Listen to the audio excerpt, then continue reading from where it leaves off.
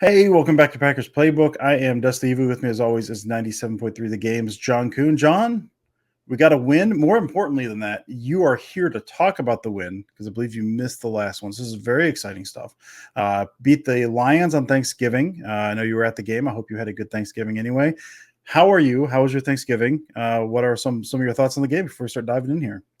Well, Thanksgiving was fantastic, and it was even better because we were able to come home from Detroit with a win before we got to enjoy the turkey, the gravy, the stuffing, the cheesy potatoes, and all the good stuff. So all around, a terrific day, and really started with Jordan Love, probably his finest day as a professional. We're going to take a look at really the progress that he has made throughout the course of the year and then what he was able to put on display in what is really a hostile environment in a nationally televised game in front of the entire country on a holiday against one of the better teams in the NFC this year. And he was nearly perfect. He was unflappable. And we're going to show you right here why he was so good. Yeah, all right. So yeah, we'll get into it. So we've got this gonna be the first offensive play of the game for the Packers. 11 personnel. We'll run it here. Everyone's gonna know exactly what this is. It's gonna be the big shot to Christian Watson. So you got the first play of the game, 11 personnel. Run this big skinny post, I guess, is deep route, not quite a go route. Hits Watson. Watson comes back for it, makes a big boy catch coming back to the ball there. Beautiful stuff. John, what do you got on this? Well, go ahead and first just leave it sit right here. One thing you're going to notice throughout all of this tape is how the Lions played the Packers. You got that one high safety, everybody up around the box. Look at all those bodies in there looking to try and really intimidate Jordan Love, really be up there to stop the run, but most importantly, put some pressure on the Green Bay Packers, which is what they did so well in week 4. And I thought this was huge out of Matt LaFleur. Take the ball, receive after winning the toss, something the Packers have not done all year long, and then take a shot on the first play. This shows a all gas, no breaks mentality. This says we're all in. And it also gives your team the message that, hey, we're coming here to compete. We're coming here to score a lot of points, and we're going to be aggressive all day long. Jordan Love on this thing is absolutely special. I don't know what the Detroit Lions were looking at on film, specifically that free safety right there, because he's got outside leverage with his corner on Christian Watson, which means that's just a green light to run right past me down the field. And the safety looks like he wants to cover the dig route there. Jordan Love just makes a beautiful throw. And we'll get to why it was underthrown here in a second. But go ahead and let this thing play. And just watch how the safety with these cold feet right there, right about here, Jordan Love knows exactly where he's going, and all he has to do is put that ball out there. Yeah, and he's already got his back foot in. You've got the hips turned already at that point. Like you said, it looks like he's looking. You've got you got the dig and then an out there too, and he just lets that sucker rip. I mean, that's I don't know. I've got that tagged as Mills, kind of a classic deep concept there, going back to West Coast days. But yeah, that I'm curious. This was going to be my question to you, John. So I'm glad you brought it up. Is the throw? I don't know if we want to get to the back angle here and talk about this. I will I will say from my couch saying this was underthrown with turkey hanging out of my mouth, and this sucker would have had to been like 65, 70 yards to be on the money. I am curious about your underthrown thing. So let's run this here, and I want to hear your thoughts on this. Yeah, so check this out, all right? You see Jordan in there, just that one extra hitch. And here's the deal. He throws this ball 58 yards, Dusty. This is 58 yards in the air to Christian Watson. That's not a light throw. That's not a fluttered ball. That's a cork right there. Now, what people got to understand is, and I'm not saying this happens, but at practice a lot of times, even if you run what you believe is full speed, you get in the game, your adrenaline's rolling, you got an extra burst, an extra gear. We know Christian Watson's fast. So if you take 10% of really fast and you're going 10% faster, that's a much bigger difference in speed than for a slow guy like me who might go 10% faster. So I would tend to believe that Jordan Love's timing on this based in practice is probably off of this drop with that extra hitch that you see on the backside here. Watch right there, just that little extra hop before he throws the football. And that probably timed up perfectly when they would run this in practice. But Christian Watson, being in the game, being fired up, having adrenaline, he's probably flying at an extra mile per hour faster, which means this ball needs to come out a little quicker. You talk about a progression of a guy like Jordan Love. He's been progressing all season long. This deep ball connection with his receivers, knowing each receiver specifically, how fast they run, the detail of their routes. Once he masters his receivers, that'll be that last little box to really make him special. Yeah, and that's been, I mean, one of my questions here. I don't know if we want to get into it here. I mean, the fact this is a deep route and it's underthrown a bit, we've got something to say on the catch here as well, is, I mean, that's been one of my big things on him all year so far. Is he's looked improved. His decision making is good. Timing looks good. That deep ball just seems like it's consistently underthrown. I'm curious, is that, you mentioned the extra hitch? I've seen that on a lot of the deep stuff. Is that, what do you think I mean, because he's got the arm for the deep ball, right? Like overall, what do you think his problem is? Is that just a timing thing that is from as far as your estimation as that goes? Yeah, and I believe that as he gets more comfortable in this, he will be quicker in reading that safety's cold feet. And instead of having that extra little, it's just a little giddy up in the pocket. It's not a big pump fake. It's not tapping the ball. It's just a settling into the pocket. He'll hit that step and he'll uncork that thing. And when he gets to that point, that type of confidence, that's when the ball flies over the shoulder and Christian Watson runs it in for a touchdown. Yeah, and I think we saw that in the last play as well. He kind of had an extra hitch. He had a rusher coming in his face, of course, but through Christian Watson. It would have been a touchdown that would have put the game away. And that seemed like an extra hitch on that, too. So it seems like that's kind of an issue with some of that. But yeah, it's makes me happy to hear you say that's something that likely with time will hopefully get better, because the timing does seem better overall. I know my last point on this is just, I paused it here for a reason. This is just, the knock on Christian Watson so far this year has been the inability or unwillingness or just getting bullied at the catch point on some of this stuff. Uses his size. He did this a couple times today, using his size to go up and get this ball, even if it's a little underthrown, and taking the hit afterwards. Big boy play right there at wide receiver. Yeah, and Christian Watson looked like he had a point to prove on Thanksgiving. A lot of Green Bay Packers did. Rashawn Gary being one of them on the defensive side, Kenny Clark on the defensive side, Jordan Love, A.J. Dillon running tough runs between the tackles, and Christian Watson, especially on the outside, looked like he had a point to prove in this one. Absolutely, absolutely. Malik Heath had a big game as well. I know, too, we're going to next year. John, you got anything else on this one? Or you want to move to the next one? Now let's move to the next one. All right. So this is going to be Malik Heath in the middle. Just an absolute insane throw from Jordan Love. Looks like he's working a little stick concept to the left. It's not there. Really quick, moves back, hits Heath in the middle, finds him on this backside dig. Waits a beat. I'm curious on your thoughts on that as well, but just delivers a perfect ball. John, what do you see on this one, man? Yeah, let's first pause it right before the snap of the ball, right about here. Again, does this defense look familiar to you? There's that single safety. Look at how many people are down inside the box once again, trying to give that illusion that we're down here, we're going to pressure you, we're going to get after you like we did week 4. And as you watch this thing get snapped, I can't help but believe Jordan Love peeks over to the stick side over here. He's not going there. I don't think he's going there the whole time. I think this is eye control for that free safety on the back end. I think he knew once they flipped the coverage that he was going to go to Malik Heath the whole time. And look at this coverage down here on the bottom.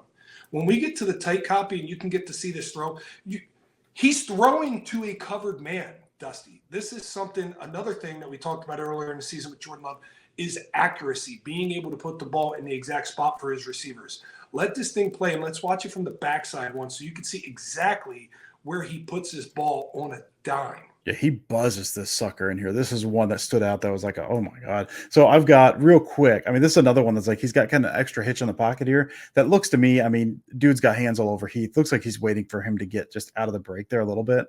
But that sucker, like, you can't place that much better than that right there. Just buzzes that throw in. Yeah, it's just, and watch the release. Let's watch the release one more time. Watch the release from shoulder right here, past his ear. In a blink of an eye, it's from his shoulder past his ear, and that ball is gone and on the money. Now, I also, being the running back that I am, let's compliment Patrick Taylor on the backside here for this blitz pickup, cross key over here on Alex Anzalone, a veteran linebacker. Patrick Taylor hasn't played since week 5. He was called in on Monday. He got there, and he had 2 days to do some walkthrough before he flew to Detroit. And look at this blitz pickup. Jordan Love staring the blitz down, Patrick Taylor making the pickup, and then you got Malik Heath with a fantastic catch in coverage. Jordan Love was special this day, but a lot of other guys had great performances too. Is this, John? I'm curious about this. I've got 1,000 thoughts about blitz pickup, and you are the man to ask. So we'll hit this here. On this here, he immediately moves over here, right? He sees that, and Anzalone gives himself away a little bit, but not by much. Is this the call here? I know you're typically reading what inside out on some of this stuff. Is this a from the slide because you're sliding this way, and so he would pick up the blitzer here? What leads Taylor over there so quickly? What's the call on that? I've had discussions with Matt LaFleur about blitz pickups, and predominantly, whichever way the slide goes, the running back has the opposite A gap to a certain man. But they look to have been doing things a little bit differently this year, and this one is clearly the line sliding over there, which looks like it looks like the nickel Sam standing there in the box that got Tucker Kraft, and which means Patrick Taylor would have both the linebackers, both the Mike and the Will, as you look forward here. And Alex Anzalone is blitzing on this one. The second linebacker, this is called a green dog. So once Patrick Taylor comes over to pick up Alex Anzalone, the next backer is in addition. Jordan Love knows, hey, I got nobody left for this guy. I have to get rid of this ball. And yet he's waiting for his receiver to make the break, even though that blitzer is bearing down on him. That's staring it. I mean, that's hand in the fire right there, staring this thing down before he puts that thing on the money. Without a doubt, yeah, tremendous play from Love, not just the throw, but like listen. Anytime you want to give props to a running back for blitz pickup, I am 1,000% here for it. Really nice play from Taylor there. The throw for me takes the cake, but yeah, really we don't want to certainly overlook what Taylor did on this. Johnny, got anything else on this one? You move to the next one. No, we're good. All right, dude. Let's hit this. This is 2nd and 3. They're going to run a little jet motion, kind of a Hank look, little hitch, and a little flat there. Anzalone bumps outside. Really quick release, and from the backside copy here is going to be a lot of fun as well. This is a drop and arm angle throw to get it through the passing lane. John, what do you got on this one? Yeah, first, when we get to the backside, that's when we're going to really show what makes Jordan Love so special in this one. But first of all, you can tell by the rotation here that they got some man coverage going on once again, and it's going to turn into an addition there. Free safety at 3. Jordan Love knows he's going to have to get this thing out and get this thing out quick. But this design is a Hank where you got the flat there by Jaden Reed, and you got the hook curl there by Romeo Doubs. And I want to point this out by Romeo Doubs. He doesn't run this thing like a robot. As a young guy, a lot of times you run routes like a robot. This is not robotic. The minute his defender, who has a little bit of a bail technique outside in, the minute he bumps over the top of Anzalone, Romeo Doubs knows, I only need 2 yards for the first down. I don't need to run this like a robot. I'm going to get 3, ensure the catch, ensure the first down. I'm going to sit this down because Jordan Love wants to get this thing out fast, which is the blitz is coming, which is exactly what he does. So I had to highlight Romeo Doubs here for running this route. This is a feel route at times. This is especially a feel route on this one. And the fact that he didn't just run 1, 2, 3, 4, 5, plant and stick it down shows that Romeo Doubs is learning the game within the game. Yeah, and honestly, that was one of my complaints even earlier this season. I know we had Dobbs kind of running some stuff that was very clear, like, I'm running 12 yards and breaking on the end, regardless of what the coverage was doing. So to see this, I mean, obviously second-year guy, still a lot to learn. To see this progression from him as a receiver on this route is really nice because we weren't even seeing stuff like this early in the year, as near as I could tell. So really nice point there. I like as soon as he sees that, just curl, pick up the first down. I mean, he ends up then getting upfield, making a move, falling a little, picking up 7 when they needed 3. So really nice from him. Do you want to move to the backside here, John, and see the fun stuff? Yeah, this is where it gets really great because, as you know, Jordan Love sees this free safety coming down here. He's sitting down there inside the box with the motion. He gets up on the line of scrimmage.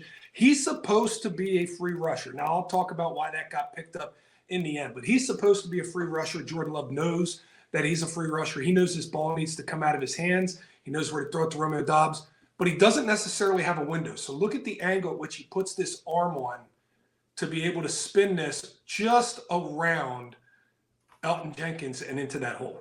That's him kind of. Yeah, you got him bending that. He's not over the top. He's bending that sideways to kind of shoot that through. Quick release too. Quick release.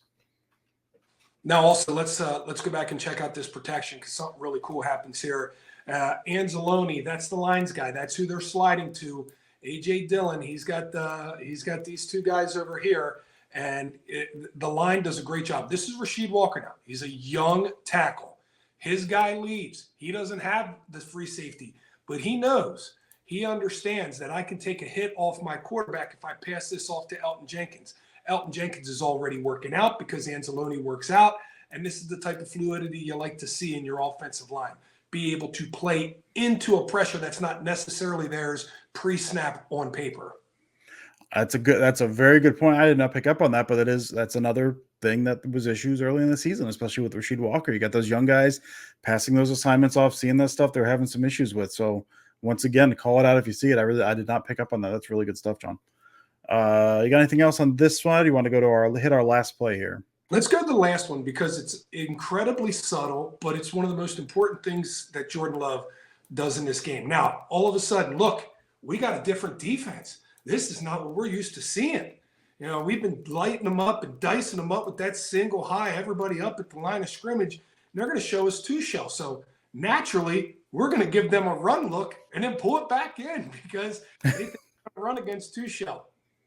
Yeah, they're running little dagger concept here. Got that dig from the outside, and they had been looking to take that away all day. Yeah, those linebackers dropping really, really deep. Dylan kind of comes underneath. He takes a check down there, and like you said, coverage is different. So, John, what do we got specifically on this one here? So this is what I love. So Jordan Love's been watching a lot of one high. He's been watching a lot of man throughout the course of this ball game, and here's one where, man, you'd like to have this thing dialed up versus, man, you'd like to have some options here to be able to take a shot or then be able to hit the dig if they cover the deep ball. But no, the Lions had this called perfectly. They got this two shell on. They don't really bite for the play action on this one. You know, they take a couple steps up, but look at that second level. They're bailing. They are out of there. And Jordan Love says, you know what?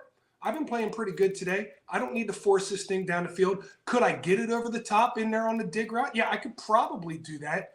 But instead of really stepping up in the pocket, taking a chance, let's make sure we continue to get the ball out of our hands. We got to stay on schedule. I'm going to give this to A.J. Dillon and let him do the work, even though we didn't hand the ball off to him. Yeah, and this was, one of my questions on this one was, we saw Love hit this. They ran this concept probably 3 or 4 times against the Lions. They've been having a hard time with it this year. I've seen Love hit this with those guys down here. They had been dropping back here, which makes that tougher. With those guys here, we've seen Love hit that. So I that's one of those, we were talking about this ahead of time, was I'm curious what your thoughts are on this, because this to me seemed like Love can hit this. We know he can hit that. I mean, you got to layer that over the linebackers, but that's room for that. But I do like there's no reason to risk this. There's no reason to hit this. We don't need to do much at this point. Let's take the check down with these guys moving over this way, and he hit Dylan in space. I like that. Yeah, and here's the deal. The Packers had a game plan going into this. Their game plan was be aggressive. Their game plan was stay on schedule. No sacks, no penalties, no turnovers. This is a 1st and 10. You know, they've already been aggressive in the game. Jordan Love wants to stay on schedule. He was barely pressured at all in this football game. Here's an opportunity. Could he have taken that shot in there? Could he have possibly put that ball in there? I believe he could have, and I believe there will be times when he should. They have a lead in this ball game at this point in time. Stay on schedule. Jordan Love makes his decision crisp. He makes it fast. He gets the ball out of his hands and lets A.J. Dillon do the work. I have no problem. In fact, I love the fact that Jordan Love was in so much of a groove. He just took what the defense gave him on this one. We also had, it wasn't the exact same concept, a shallower dig, but in that first Lions game, one of his interceptions came from a tip, I think, from Anzalone off an in cutter off play action. So I kind of wonder if that was in his mind as well.